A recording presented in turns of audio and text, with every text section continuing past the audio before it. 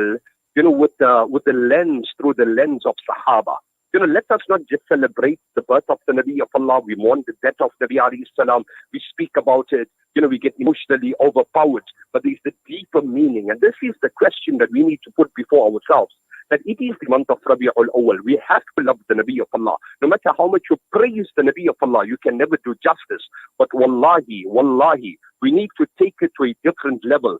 Swim into the ocean of Sunnah, and you would find the solution to the problems that you are facing in this world. This is the solution. Wallahi, like I mentioned in the beginning, that the world is desperation. Is desperate. People are looking for intervention. People are telling you, do this, do that. Allah has given us the teachings of Muhammad sallallahu alaihi wasallam. Latch on to this. Let us invite and infuse the teachings of the Nabi of Allah. I spoke about it yesterday as well in one of the talks that I've given. Subhanallah, Siratul Mustafa, is a masterpiece. Well, Idris Kandelvi has, written this book, which is now translated into English.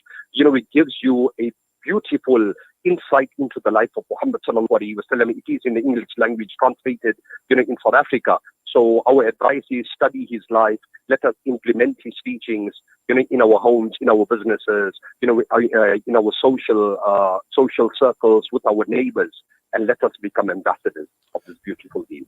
Maulana. And Maulana, also what is significant is the hijrah that had taken place in this month. And we know what the hijrah actually opened up a new chapter for the Muslims, where Nabi Sallallahu Alaihi Wasallam brought about unity in Medina. And that was the start, obviously, with an Islamic government, guided by justice, by wisdom, by mercy. And that is extremely significant, particularly when we look at the times that we are living in today, where there's so much injustice and even disunity that prevails.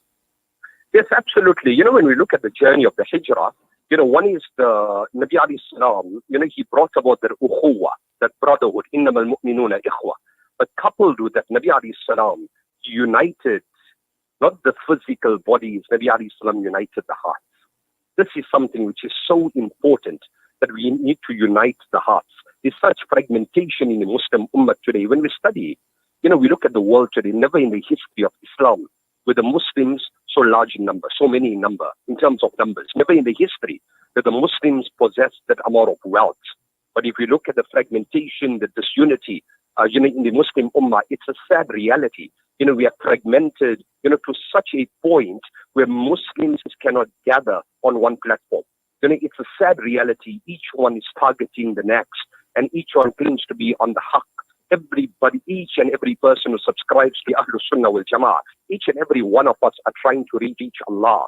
There is a destination. The destination is Akhirah. The destination is Jannah. But there are different roads that you could use, to reach that destination. And this is the beauty of Islam. And like they say in English, not everybody can do great things, but everyone can do simple things in a great way. You could reach your Jannah, serving humanity. Above those things that are fundamental and obligatory, your Salah, your Zakat, your Hajj, your fasting in Ramadan, etc. These things are obligatory and compulsory. Above that, do some act of nobility, whether it is serving humanity in some way or the other, smiling, taking care of orphans, taking care of widows, or, being an asset to humanity, to build your Jannah. These are avenues that Allah's Nabi has given us. And when we study the life of Nabi alayhi salam, he was a Nabi of not only the humankind, he was the Nabi of not only the jinn kind, he was the Nabi of even the animals. Not only that, he was the Nabi of even the inanimate objects. He was a Nabi of Rahmah. He was a Nabi of mercy. Nabi alayhi salam, he loved the creation of Allah. If Nabi alayhi salam loved the creation of Allah, when he was in Mecca, there were individuals that used to bury their daughters alive.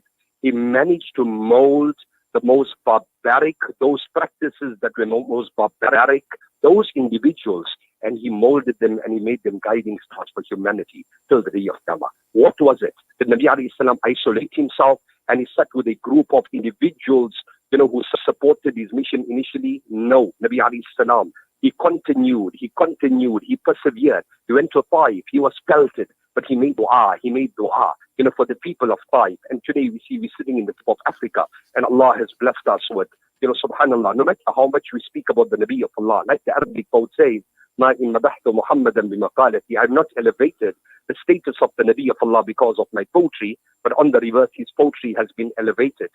Because I have not elevated his status because of my poetry, but my poetry has been elevated because of his name. Subhanallah. Let me repeat that. I have not elevated the status of the Nabi of Allah because of my poetry, but on the reverse, my poetry has been elevated because of his name. By us speaking about the Nabi of Allah, we do not add greatness to the Nabi of Allah sallallahu alaihi wasallam, not one bit.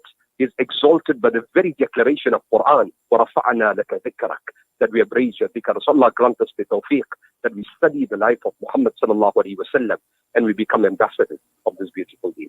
Ameen. Maulana, Jazakallah khairan so much. Allah accept, Allah reward your efforts, and we sincerely and we truly appreciate you coming on this morning and talking with us, Maulana. Allah accept. Once again, Assalamu alaikum wa rahmatullahi wa barakatuh. Wa alaikum assalam wa rahmatullahi wa barakatuh. That was Maulana Mohammed Vanker joining us this morning, and the month of Rabi-ul-Awwal has started today, being the second